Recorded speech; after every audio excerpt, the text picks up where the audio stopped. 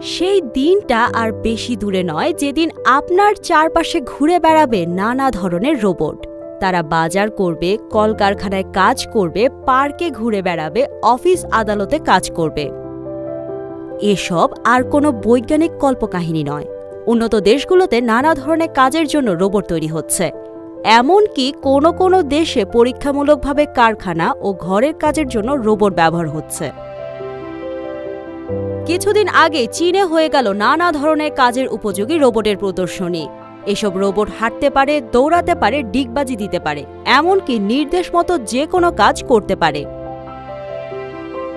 উন্নত দেশগুলোতে দেখা দিয়েছে শ্রমিক সংকট। এই সমস্যা সমাধানে তারা রোবট প্রযুক্তির আশ্রয় নিতে চলেছে। তারা তৈরি করছে শ্রমিক রোবট। এসব রোবট কলকারখানায় শ্রমিকের কাজ করবে। রোবট মেলায় এই ধরনের রোবটের দেখা মিলেছে।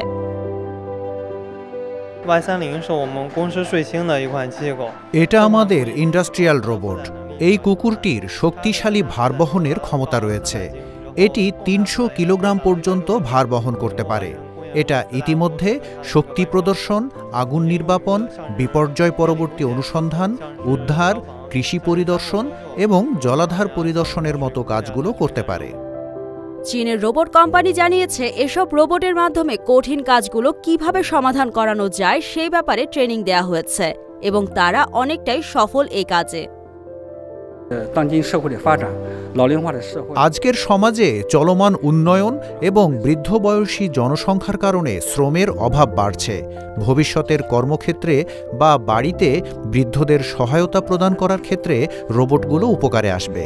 বর্তমানে রোবোটিক প্রযুক্তির ক্রমাগত আরও উন্নয়ন হচ্ছে এবং খরচ ধীরে ধীরে কমছে। মালামাল পরিবহন, কারখানার অ্যাসেম্বলি বা ক্ষেতের ফসল তোলা, এই সবই রোবট দ্বারা পরিচালিত হবে।